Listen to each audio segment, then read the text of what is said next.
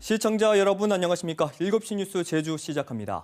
제주도가 녹지국제병원 허가를 취소한 것은 위법하다는 대법원 판결이 뒤늦게 알려지며 논란이 커지고 있는데요. 앞서 국내 회사가 헬스케어타운에 있는 녹지병원 건물을 지분 인수 방식으로 사들이겠다며 계약을 체결했다고 알려져 있었죠. 저희가 확인해보니 여전히 소유권은 녹지그룹 측에 있는 것으로 나타났습니다. 첫 소식 안서연 기자입니다. 2017년 중국 녹지그룹이 778억 원을 들여 만든 녹지국제병원입니다. 지난해 10월 국내에서 리조트를 운영하는 회사가 해당 건물의 75%를 인수했다며 공식 발표까지 했습니다.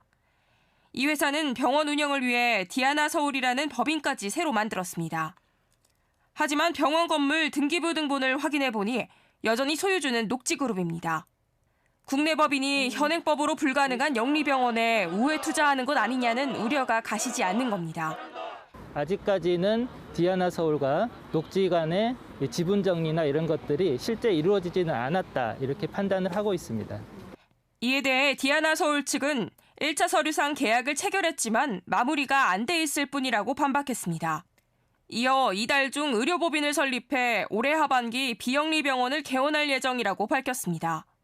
하지만 녹지 측이 아직 명확한 입장을 내놓지 않으면서 영리병원 개설에 대한 우려는 가시지 않고 있습니다. 이런 가운데 영리병원 논란을 없애기 위해 위성건 의원이 대표 발의한 제주특별법 개정안에 대해 제주도가 반대 입장을 표한 것으로 확인됐습니다. 영리병원 개설 특례를 삭제하자는 게 주요 내용인데 보건복지부는 실익에 비해 사회적 논란이 더 크다며 개정에 공감했지만 제주도는 의료 활성화를 위해 전부 삭제는 안 된다는 의견을 냈습니다. 대신 내국인 진료 제한 논란을 해소하기 위해 허용 대상을 외국인 의료기관이 아닌 외국인 전용 의료기관으로 변경해 줄 것을 요청했습니다. KBS 뉴스 안서연입니다.